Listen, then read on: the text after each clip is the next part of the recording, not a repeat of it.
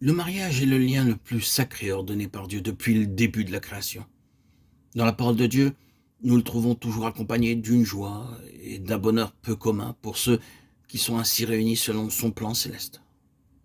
Nous lisons par exemple dans Ésaïe 62,5 comme un jeune homme s'unit à une vierge, ainsi tes fils s'uniront à toi. Et comme la fiancée fait la joie de son fiancé, ainsi tu feras la joie de ton Dieu. Et encore dans Ésaïe 61,10 je me réjouirai en l'Éternel, mon âme sera ravie d'allégresse en mon Dieu, car il m'a revêtu des vêtements du salut. Il m'a couvert du manteau de la délivrance, comme le fiancé s'orne d'un diadème, comme la fiancée se pare de ses joyaux. De même, dans Jérémie 33,11, il est écrit « La voix de l'allégresse est la voix de la joie, la voix de l'époux et la voix de l'épouse. La voix de ceux qui disent « Célébrez l'Éternel des armées, car l'Éternel est bon, car sa bonté demeure à toujours. » Et encore, dans Apocalypse 19,7, réjouissons-nous, soyons dans l'allégresse et donnons-lui gloire, car les noces de l'agneau sont venues, son épouse s'est préparée. Il est ainsi clair, selon la parole de Dieu, que Dieu a ordonné ce lien afin d'accorder une pleine joie à ceux qui, réunis selon son plan céleste parfait, se sont beaucoup attendus à lui, avant de prendre la décision finale du mariage.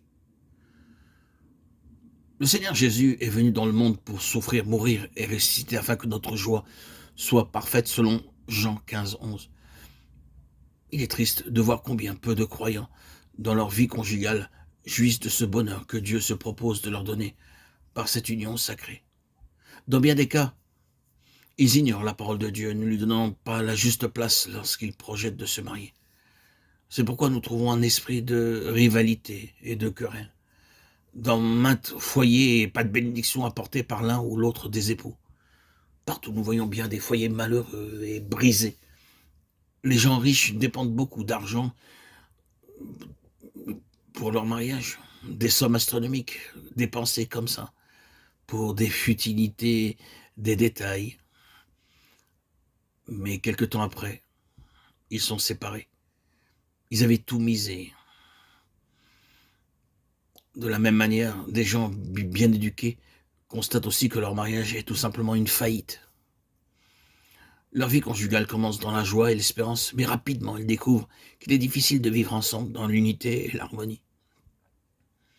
En parcourant la parole de Dieu, nous trouvons de nombreux principes divins fondamentaux qui doivent être vécus afin que le mariage soit une source de grande bénédiction, non seulement pour ceux qui sont unis pour la vie comme partenaires, mais également pour ceux qui sont en contact avec eux.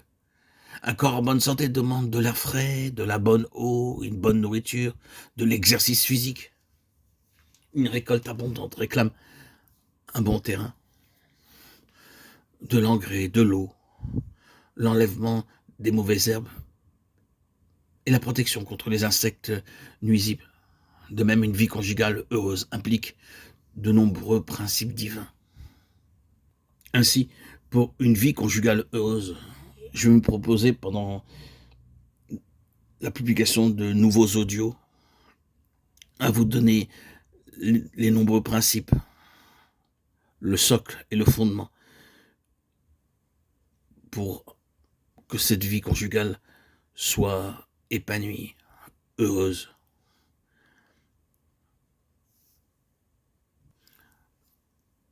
Tous ces principes ne peuvent être dans un seul audio, ce serait trop long. Donc je vais me proposer d'énoncer ces principes dans les prochains audios que je vais publier, étape par étape, afin de pouvoir vivre dans cet état tant convoité, tant désiré de chaque couple, de vivre ensemble dans l'unité et l'harmonie.